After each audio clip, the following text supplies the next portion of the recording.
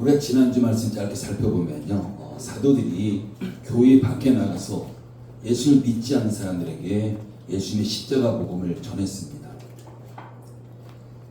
그들이 복음을 전할 때 반대 세력들이 아주 강하게 반발한 거죠.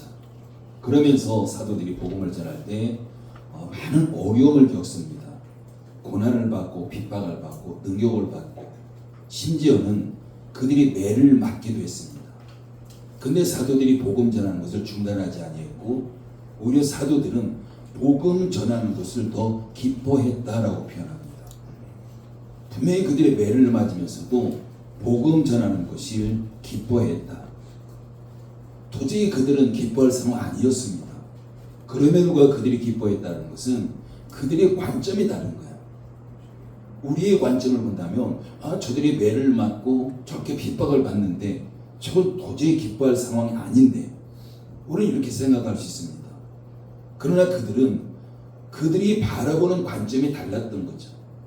그들이 고난받고 매를 맞고 이걸 바라본 것이 아니라 그들은 예수님을 바라봤고 복음을 바라봤고 그러면서 그들이 복음을 전할 때 그 복음을 듣고 한 생명이 살아나는 이거에 그들이 중요하게 여겼고 그런 관점을 가지고 있었기 때문에 그들이 힘들고 어렵고 매를 맞고 이런 가운데서도 그들은 복음 증거를 중단하지 않고 계속 갈 수 있었던 겁니다.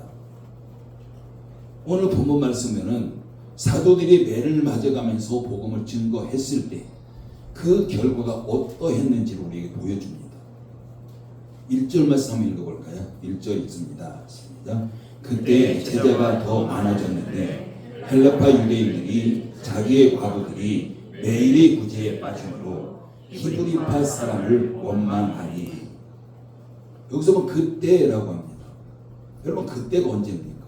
사도들이 매를 맞으면서도 기쁨으로 복음을 전했을 때입니다. 근데 그때 그 결과가 어떠했을까요? 당연히 그들이 매를 맞으면서 복음을 전했을 때 교회가 부흥한 거죠. 1절 말씀 우리가 읽었던 것처럼 그때 제자가 더 많아졌는데 그러니까 제자가 많아졌다는 것은 믿지 않는 자들이 교회 안에 들어와서 예수님의 제자가 됐다는 걸 지금 의미하고 있습니다. 그러면서 교회는 점점 부흥해 가고 있는 바로 그런 시기입니다. 그런데 문제는 교회가 부흥하는 시기에 부흥만 있었던 것이 아니라 문제도 함께 나타나고 있는 걸 보게 됩니다. 교회의 부흥과 함께 그 문제점이 함께 동반하고 있는 바로 그런 상황이었습니다. 근데 지금 사도행전에 나오는 초대교회, 예루살렘 교회는 지금 문제가 발생했고 지금 부흥하고 있고 그런 가운데서 그 문제를 어떻게 해결해 나가는가를 성경은 우리에게 지금 보여주고 있는 바로 그런 부분들인 거죠. 여러분 지금 사도행전에 나오는 그 초대교회는 이제 막 시작한 교회잖아요. 그렇기 때문에 교회 안의 문제라는 것은 한 번도 경험해 보지 못했던 그런 교회입니다. 한 번도 경험해 보지 못했던 그런 문제들을 지금 초대교회가 어떻게 해결해 나가는가 라는 것을 지금 오늘날 우리의 교회에게 보여주시면서 하나님은 오늘날 이 시대에 있는 많은 교회들이 교회 안의 문제들을 어떻게 해결해 나갈 것이냐를 지금 보여주고 있습니다.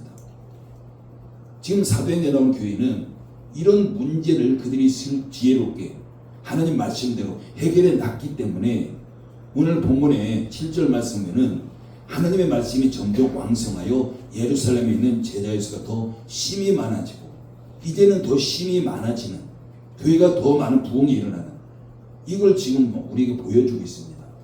그러면서 심지어는 제사장의 무리도 이 도에 복종하니 여러분 이 땅 제사장이 누굽니까? 유대교 사람들이에요. 지금 예수를 믿는 자 때로는 복음을 전하는 자들을 강하게 핍박했던 자들 오히려 그들까지도 예수님의 도에 복종하면서 교회 안에 들어왔다라고 지금 말씀하고 있는 겁니다. 그렇기 때문에 지금 교회는 당연히 문제가 있을 수밖에 없어요. 문제가 있는데 그 문제를 어떻게 우리가 대처에 따라서 더 부응할 수도 있고 부응하지 못할 수도 있고 이런 상황에 지금 처해 있는 거죠. 그런데 초대교회는 부응할 때 문제도 나타났고 그러면서 그 문제를 지혜롭게 하나님 말씀대로 해결했기 때문에 더 왕성하게 부흥이 일어났던 것을 오늘 본문을 통해서 우리에게 말씀하고 있습니다. 여러분, 모든 갈등은요 바로 교회 안에 일꾼들이 바로 세워지면 돼요. 일꾼들이 바로 세워지지 않기 때문에 바로 갈등이 일어나는 걸 볼 수가 있습니다. 지금 그렇기 때문에 지금 예루살렘 교회가 7 집사를 세우고 있는 이런 것을 우리에게 보여주고 있는 거죠. 오늘 본문의 초대교회가 문제가 발생했던 원인이 뭘까요? 문제가 발생했던 원인은 그 당시 사도들이 자신의 역할을 벗어난 것에서 문제가 시작됩니다. 교회의 부흥이라는 것은 성도들이 많아지는 것 이것만이 아니라 지금 교회 내부적으로 얼마만큼 하나님 말씀에 그들이 집중하고 있고 그들이 영적으로 충만하냐 바로 이런 부분인 거죠. 근데 지금 사도행전 교회는 교회가 막 부흥하니까 사람도 많이 들어왔잖아요, 교회 안에. 그러니까 사도들이 이 모든 것들을 다 감당하는 거예요. 처음에는 성도들이 얼마 되지 않았기 때문에 말씀 사역, 기도 사역 여기에 집중했지만 성도들이 많아지니까 헬라파 사람 또한 유대파 사람 이런 사람들이 몰려오는 겁니다. 헬라파 사람이라는 것은 이스라엘 밖으로 벗어나서 살았던 사람 이런 사람들이 예루살렘에 돌아와서 지금 교회에 나오고 있는 거고요. 또 유대파라는 것은 원래부터 이스라엘 땅에 살았던 그런 사람들이에요. 근데 서로 두 부류가 생기면서 서로 갈등이 일어나는 겁니다. 근데 그 갈등의 원인은 서로 이제 가난한 사람이 있는 거예요. 과부들. 그러면서 그 교회가 그 가난한 자들에게 구제를 하고 그런데 한쪽은 늘 빠지는 거예요. 그러면서 서로 간에 갈등이 일어난 겁니다. 그러니까 사람이 많다 보니까 지금 사도들이 그 일을 다 감당할 수 없는 바로 그런 상황이었습니다. 그래서 그 문제를 해결하기 위해서 지금 7 집사를 세우고 있는 바로 그런 부분이 오늘의 본문의 말씀입니다. 그래서 사도들이 자신들이 역할이 있었고 또 다른 역할이 있는 거예요. 근데 사도들이 모든 걸 감당하다 보니까 문제가 발생했고 그러면서 문제가 발생하니까 지금 사도들은 자신들이 역할을 벗어났다라는 것을 그때 인식하고 알게 됩니다. 그러면서 7 집사를 세우게 되는 바로 그런 부분인 거죠. 바로 7 집사를 세우지 않았다면 사도들이 다 감당할 수 없었고 그래서 문제는 끊임없이 계속 일어날 수밖에 없는 바로 그런 부분입니다. 그래서 사도들은 역할을 분담하기 위해서 지금 7 집사를 세운 거죠. 지금 사도들은 영적인 질서를 담당하고 또한 7 집사를 세워서 그 집사들을 통해서 또한 교회 안에 구제와 섬김의 질서 또한 성도들 간의 관계 이런 부분들을 담당하는 그런 역할 분담이 일어난 것입니다. 우리 여기서 주의해 보아야 될 것은 그 역할 분담 지금 7 집사가 감당하고 있는 그런 일 이것은 사도들이 감당해야 될 일을 자신 그 7 집사 감당하는 건 아닙니다. 원래부터 이런 구제하고 섬기고 성도 간의 어떤 교제를 이루고 이런 부분들은 사도가 감당해야 할 것이 아니라 이 집사들이 감당해야 되는 바로 그런 몫인 거죠. 원래 사도들이 감당해야 될 것을 집사가 감당했다는 건 아닙니다. 처음에는 집사가 감당해야 될 몫이 있었는데 집사가 세워지지 않으니까 사도들이 모든 걸 감당했고 그러면서 문제가 발생하니까 그 집사가 감당할 몫을 집사가 없기 때문에 집사를 세웠고, 그러면서 역할 분담이 일어나는 바로 이런 부분을 우리가 보셔야 되는 거죠. 그러면서 예루살렘 교회가 서로 간의 분담이 일어나게 되면서 교회의 분위기가 완전히 달라지게 되는 거예요. 교회 안의 분위기가 바뀌자 바로 기존 성도들이 더 충만해가지고 교회 밖에 가서 더 왕성하게 복음을 전하기도 하고, 또한 교회에 일어났던 회복을 전하기도 하고, 교회에서 관계들 이런 모습을 밖으로 나가서 전하기 시작하는 거죠. 이게 바로 교회 부흥의 시작입니다. 여러분, 우리는 초대교회 즉 예루살렘 교회를 통해서 우리 열린문교회가 어떻게 부흥할 수 있을까? 우리가 이걸 찾아볼 수 있는 거예요. 그냥 단지 밖에 나가서 그냥 복음을 전하면 부흥할 수 있을까? 아니면 또 다른 일 뭐가 필요할까? 가장 중요한 것은요, 교회 안에 기존 성도들이 변화가 일어나는 겁니다. 그 변화라는 것은 우리가 교회 밖에 살아가잖아요. 그럼 당연히 사람들에게 우리의 변화가 일어난 것들이 보여질 수밖에 없고 그들에게 전해질 수밖에 없습니다. 이게 바로 교회의 부흥의 첫 번째입니다. 여러분, 우리 한국교회 보십시오. 우리가 예전에 얼마나 많이 복음을 전했습니까? 물론 복음을 전했기 때문에 지금 이만큼 하고 있는 거죠. 그런데 문제는 한국교회가 계속해서 성장하는 것이 아니라 어느 정도 시점에서 계속해서 후퇴하고 있는 이런 모습을 보이고 있는 거예요. 그러면서 우리가 가장 많이 듣는 이야기가 뭡니까? 교회 밖에, 즉 믿지 않는 사람들에게 교회가 칭송받는 것이 아니라 오히려 비난받고 있는, 이게 오늘날 가장 큰 문제인 거죠. 근데 지금 예루살렘 교회는 교회 안에서 성도들이 삶의 변화가 일어났고, 그 변화는 교회 밖으로 연결이 됐고, 그러면서 교회 밖에 있는 믿지 않는 사람들이 오히려 교회를 칭송하고 예수님 믿는 사람을 칭송하고, 그럼 결국에 그 일이 어떻게 될까요? 당연히 예수님, 하나님과 연결되잖아요.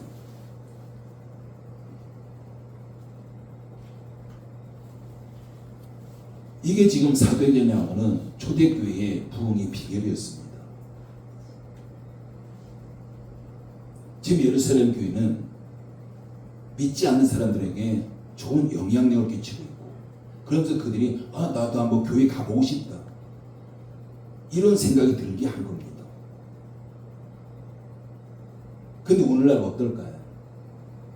오늘날 많은 교회들이 있지만 그런 기존 많은 교회들이 기존 교회 안에 있는 그 몇 명이 됐든지 간에, 많든 적든 간에 그 성도들의 변화보다는 외부에서 좀 좋은 사람들 왔으면 좋겠다.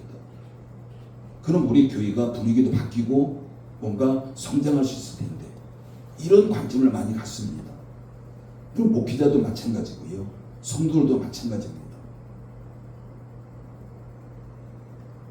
물론 외부에서 많은 좋은 사람들이 들어와서 어느 정도 성장을 이룰 수도 있고 분위기도 바뀔 수 있습니다.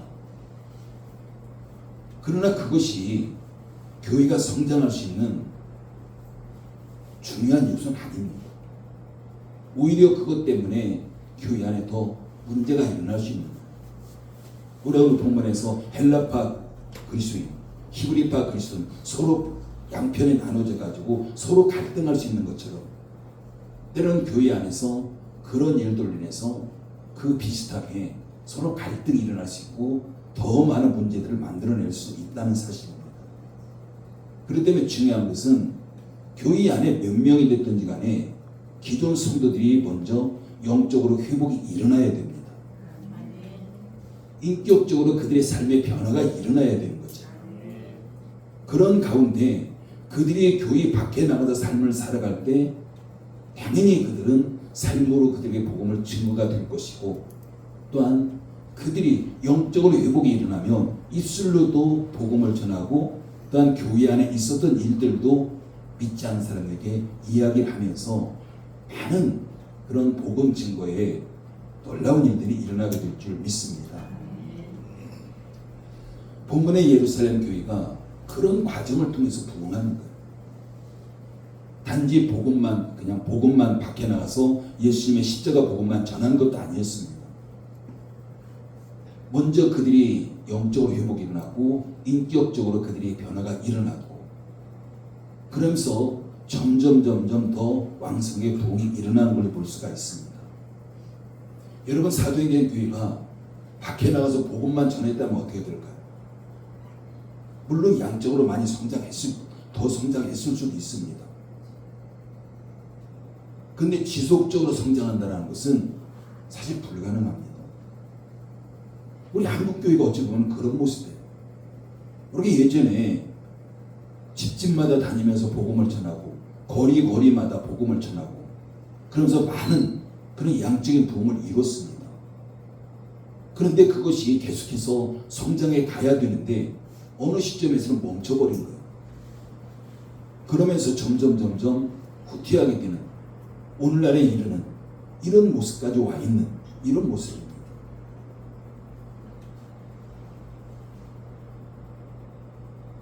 여러분, 지금 한국교회가 지금 우리가 보여지는 숫자, 이 숫자로 보면 안 됩니다. 지금 한국교회를 바라볼 때 우리가 몇 명이냐라는 걸 바라볼 때 우리 다음 세대를 바라보셔야 돼요. 그게 한국교회의 숫자입니다. 우리 다음 세대 얼마나 될까요? 큰 교회도 별로 많지 않습니다. 그게 지금 한국교회의 현 추세예요. 우리가 지금까지 사도행전 지금 살펴왔는데 지금 6장이잖아요. 우리가 큰 그림으로 지금까지 살펴본 사도행전의 1장에서 6장까지 본다면 사도행전 1장에서 5장까지는요 교회 박해 문제에 신경 쓰는 부분이 많이 나옵니다. 교회 박해 문제. 그도 그럴 것이 사도행전 교회가 이제 막 시작됐잖아요.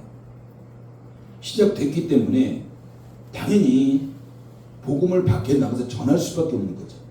처음에는 교회가 시작이 되지 않았습니다.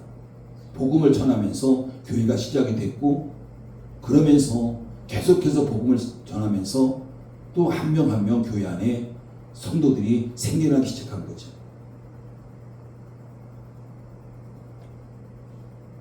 그러면서 그 사도행전 6장부터는 교회 내부의 문제에 대해서 많이 다루고 있는 걸 볼 수가 있습니다.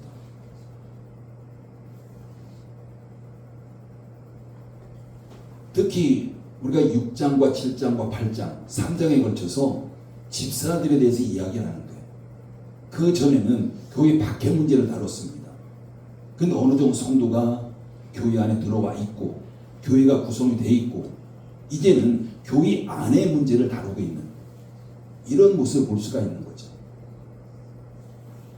그런데 6장부터는 교회 안의 문제를 더 든든하게 세워가는 이게 지금 예루살렘 교회의 모습이에요. 우리 6장 전까지 어떤 사건이 나왔습니까? 우리가 지금까지 살펴본 걸 보면 성령 충만한 사건이죠. 오순절 사건. 그리고 그걸 통해서 복음이 전파되게 되면서 교회가 탄생하는 사건이 나옵니다. 그리고 뿐만 아니라 사도들이 나가서 계속해서 복음을 전개했고 우리 이처럼 교회 밖의 어떤 문제들에 더 신경을 썼고 그러면서 이제 교회가 교회다운 교회의 모습을 갖추기 위해서 내부의 문제를 더 신경 쓰고 있는 이런 모습 볼 수 있는 거죠. 그래서 6장에서는요 7 집사를 세우고 7장에서는 스데반 집사 이야기가 나오고 8장에서는 빌립 집사 이야기가 나옵니다. 그리고 9장에 가서 이제 다시 사도 이야기가 나와요. 즉 바울 이야기가 나옵니다. 우리가 이 순서를 우리가 잘 보셔야 돼요. 큰 그림 가운데서 하나님께 사도행전을 왜 우리가 이런 모습으로 보여줄까라는 거죠. 바로 우리 열린목교회도 교회 내부 안에서 성도들 간의 관계 회복이 일어나고 우리 성도들이 영적으로 다시 회복이 일어나고 인격적으로 변화가 일어나고, 우리 이것이 중요합니다. 우리가 이것이 준비되지 않았는데 밖에 나가서 계속해서 복음을 전해서 한 사람 한 사람 더 많이 들어온다고 생각해 보십시오. 우리가 준비가 되지 않았는데, 영적으로 준비가 회복이 일어나지 않았는데, 이 자리가 또 우리가 복음을 밖에 나가서 복음 전해서 꽉 찼다고 생각해 보십시오. 감당 못합니다. 문제는 더 많이 발생할 수밖에 없어요.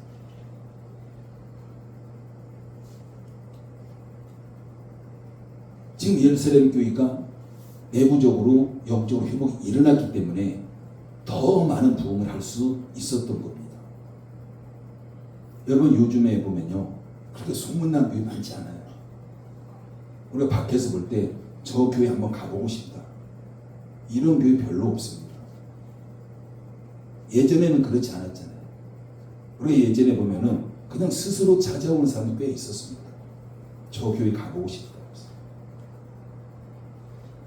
그것은 교회가 교회 밖에 세상 가운데 좋은 이미지 심어줬기 때문에, 선한 영향력이 있었기 때문에. 근데 오늘날에는 우리가 비난 안 하면 다행이에요.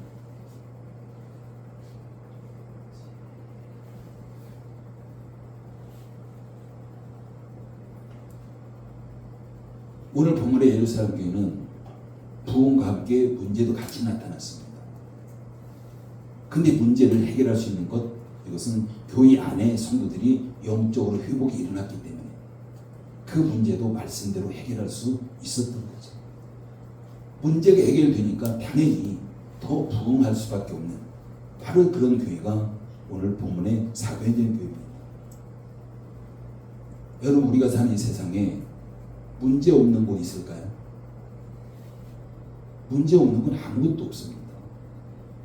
오히려 우리가 문제 없는 곳 찾으려면 이 세상이 아니라 천국인 거죠. 천국이 아니라면 이 세상은 당연히 우리 주변에 문제가 있을 수밖에 없습니다. 그렇기 때문에 지상 교회 중에 문제 없는 교회는 하나도 없습니다. 근데 우리는 아무런 문제가 없는 교회, 평안한 교회, 우리가 이걸 좋은 교회라고 생각하고요.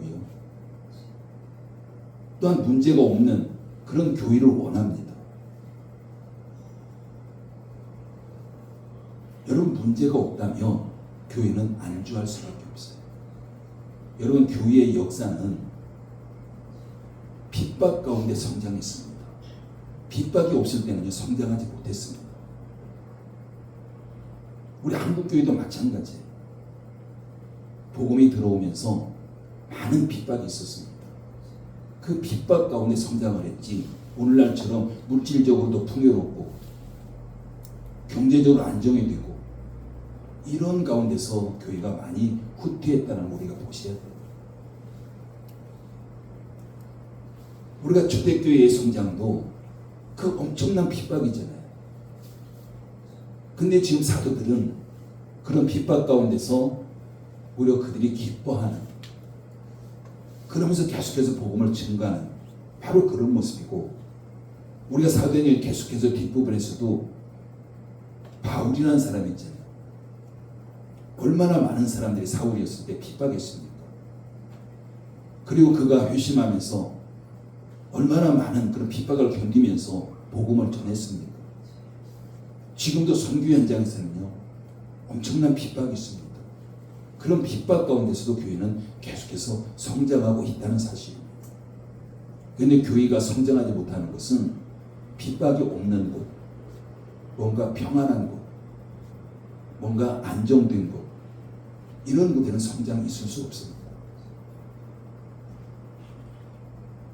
아무런 문제가 없다면 당연히 하나님 앞에 기도하지 아니하고 그냥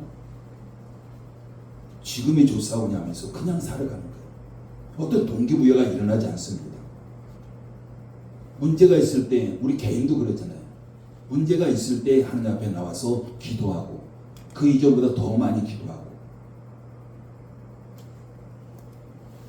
그럼에도 불구하고 오늘날 목회자도 마찬가지고 성도들도 마찬가지고 문제 없는 교회를 만들기를 원합니다.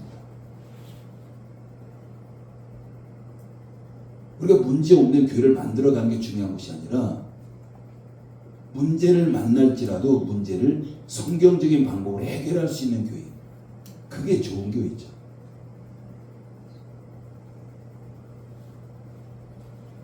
우리가 문제를 만났을 때 우리가 성경적으로 그 문제를 해결해 간다면 우리는 더 큰 부흥을 이루어갈 수 있습니다. 그렇기 때문에 우리 시각이 바뀌어야 돼요. 문제 없는 교회, 이걸 바라볼 것이 아니라 문제는 바로 부흥의 시작이다라는 거죠. 근데 문제를 우리가 잘 해결하지 못하면 더 많은 어려움을 겪겠지만 그 문제를 우리가 지혜롭게 하나님 말씀대로 해결해 간다면 당연히 그 교회는 더 많은 초대교회 같이 더 많은 부흥을 이루어가게 될 줄 믿습니다. 여러분 예수님께 이 땅에 계실 때 한번 생각해 보십시오. 그게 예수님의 목표입니다. 오늘날 목표와 똑같은 거예요. 예수님께 이 땅에 계실 때 그 목회하신 거예요. 예수님이 목회하셨는데 문제가 없었나요? 지금 어느 교회도 예수님이 오셔서 목회를 하셔도 문제는 일어날 수밖에 없습니다. 예수님의 목회 현장에 보면 대적자들이 있었고요. 시기 질투하는 자들이 있었고, 또한 수시로 성질냈던 그런 다혈질의 베드로도 있었고요. 또 심지어는 은 30에 예수님을 팔아넘겼던 가룟 유다도 있었습니다. 문제가 많았어요. 예수님께서도. 그럼 당연히 우리의 교회 안에도 문제는 많을 수밖에 없습니다. 그렇기 때문에 우리가 문제를 바라보는 시각을 바꿀 필요가 있습니다. 문제가 교회를 무너뜨리는 것이 아니라 오히려 부흥의 시작이라는 거죠. 문제가 교회를 무너뜨리는 것이 아니라 그 문제를 바라보는 시각이, 우리의 시각이 때로는 무너뜨릴 수 있는 겁니다.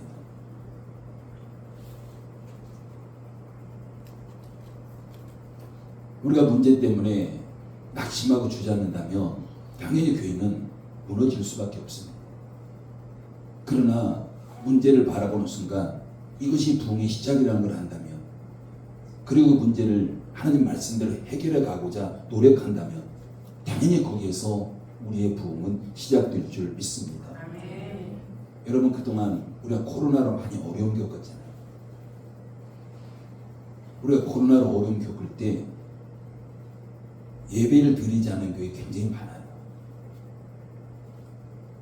근데 어떤 교회들은 어떻게 해서라도 예배를 드리려고 했던 교회가 있고, 어떤 교회는 그냥 코로나 핑계로 예배를 드리지 않은 교회 많고, 여러분 그 교회 지금 정확하게 나눠집니다. 코로나로 인해서 예배를 어떻게든지 드리려고 했던 교회는 여전히 지금도 예배가 드려지고 있고, 근데 코로나 핑계로 예배 드리지 않았던 교회는 지금 예배가 다 무너졌습니다. 새벽 예배 드리지 않는 교회 너무 많아요. 주일 낮 예배 한번 딱 드리고 오후 예배나 밤 예배 없어진 교회 너무 많습니다. 수요 예배 없어진 교회도 굉장히 많아요. 그런데 그 교회가 다시 예배를 회복하기 위해서 시작하면 예배가 회복될까요? 회복 안 됩니다.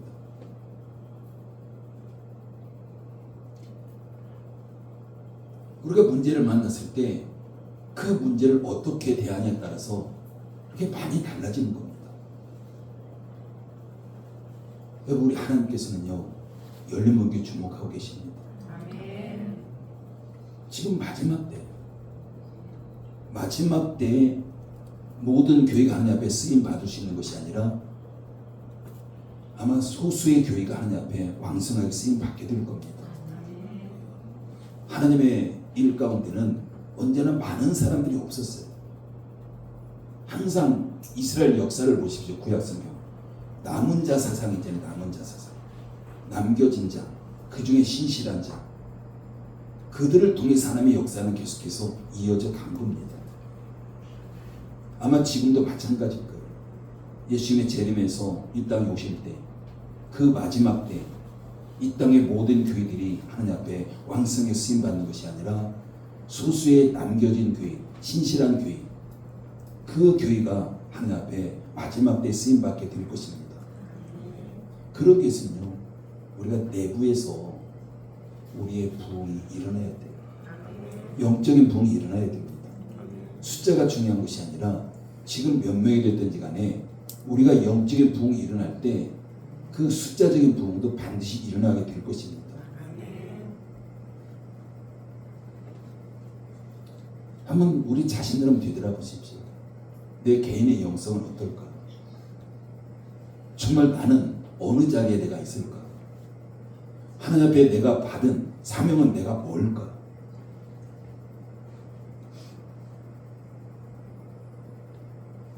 여러분, 우리 교회 안에도 여러 직분들이 있잖아요. 우리가 달란트만 있다면, 영성이 오고 달란트만 있다면 그 사람 일을 감당할 때 어떤 일이 일어날까요? 달란트만 가지고 영성이 없다면 어떤 것도 이룰 수 없습니다. 오히려 이룬다는 것이 문제만 만들어낼 거예요.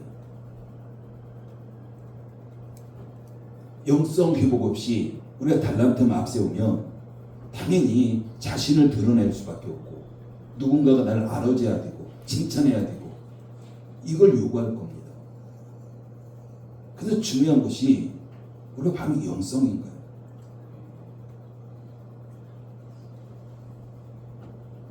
여러분, 오늘 본문 말씀에서 뭐라고 어떤 자를 일꾼으로 세웁니까? 3절 말씀 읽어볼까요? 3절 읽습니다. 시작. 형제들아, 너희 가운데서 성령과 지혜가 충만하여 칭찬받는 사람 7을 택하라. 우리가 이 일을 그들에게 맡기고. 달란트가 있는 자, 이걸 이야기하지 않습니다. 누가 재능이 있느냐, 이걸 이야기하지 않아요. 지금 예루살렘 교회는 처음으로 지금 직분자를 세우는 겁니다. 처음으로 직분자를 세우는데 그 기준이 뭐냐면 너희 가운데서 성령과 지혜가 충만한 자, 성령 충만한 자야. 하나님의 지혜가 충만한 자입니다. 그리고 또 하나는 칭찬받는 사람이에요. 누구에게 칭찬받을까요? 하나님이 아니라 사람에게 칭찬받는 자. 이게 지금 예루살렘 교회에 처음으로 직분자를 세울 때 기준입니다. 그들이 성령 충만한 자였고 또한 칭찬받는 자라는 것은 교회 밖에서 믿지 않는 사람들에게 존경받는 자, 이렇게 보시면 돼요. 여러분, 바로 이게 영성입니다. 우리 영성이라는 것이 막 열정적으로 기도하고 열정적으로 찬양하고 우리가 이 모습을 영성으로 보면요, 맞을 수도 있지만 틀릴 가능성이 더 많습니다. 그런데 성령이 충만한 자, 교회 밖에서 사람들에게 존경받는 자, 이걸 영성으로 본다면 거의 100% 맞습니다. 근데 우리는 영성이라는 것을 뭔가 교회 안에서 열정적으로 기도하고 열정적으로 찬양하고 우리 이렇게 보여지는 그 열심, 우리 이걸 영성으로 착각할 때가 너무 많습니다.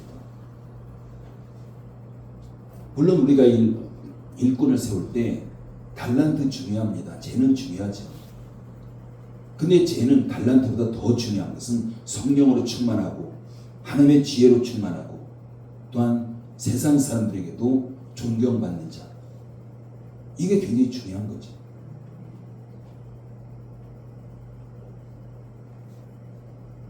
그리고 또 하나는 우리 각자의 자리를 지키는 겁니다. 여러분, 우리는 성도 한 사람 한 사람은 예수 그리스도를 머리로 한 교회의 각 지체다라고 말씀합니다. 우리 몸에 크고 작은 지체들이 있습니다. 그는 모두 필요한 거예요. 여러분, 그런데 그 자리를 이탈하면 어떻게 될까요? 자리 이탈하면 안 됩니다. 작을지라도 그 자리에 있어야 돼요. 머리카락은 머리에 있어야 돼요. 우리 교회 안에서도 마찬가지죠. 우리 예수님의 몸을 이루고 있다는 것은 정말 내가 그 사명이 작든 크든 중요한 것이 아니라 내가 있어야 될 곳에 있는 겁니다.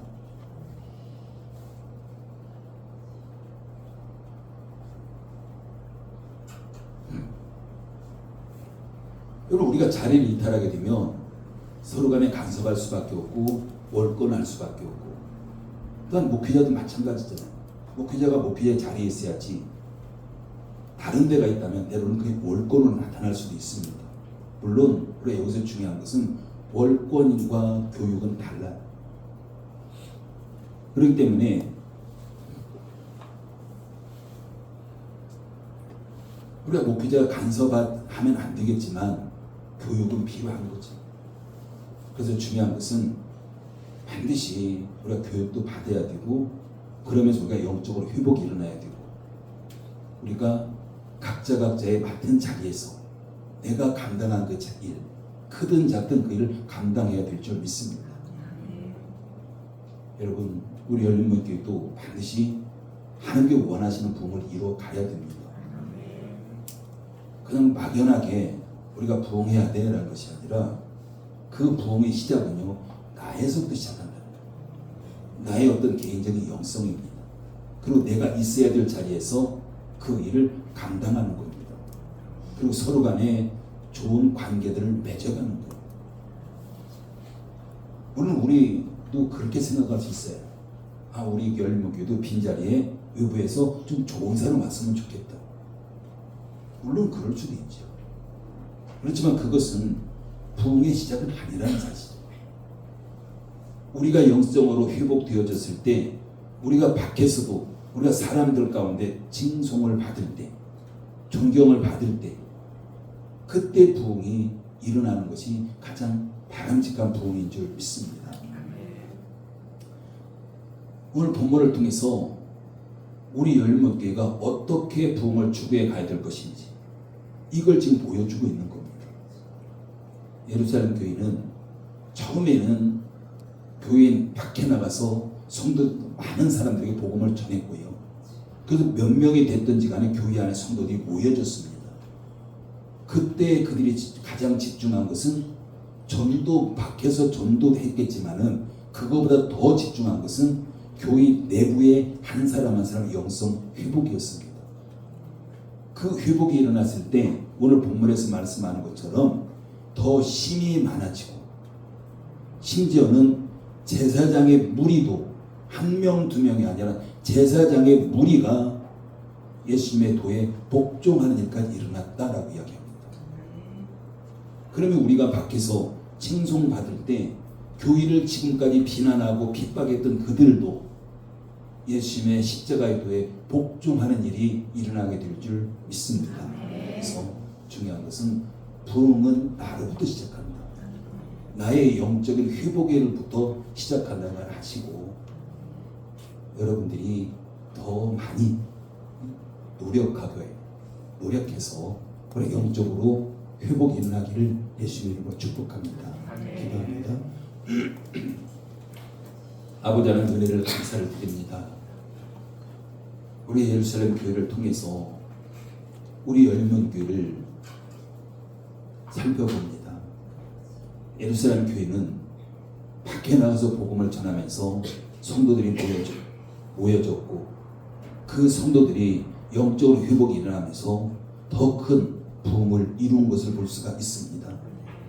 우리 이제 몇 명이 됐든지 간에 우리가 열린문교회 내부적으로 영적인 회복 운동이 일어나고, 우리 한 사람 한 사람이 믿음 안에서 성장하게 되면서, 또한 밖에 나가서도 우리의 인격적인 그런 회복이 일어나서 많은 사람들에게 칭송받는 한 사람 한 사람 될 수 있도록 주님 도우시고 인도해 주시옵소서. 그로 말미암아서 우리 개인의 회복 또한 축복뿐만 아니라 정말 교회가 더 크게 부흥하는 하나님의 기뻐하시는 열매가 되게 부지간도록 역사해 주시옵소서. 예수님의 이름으로 기도드립니다. 예, 준비한 예물 올려드리면서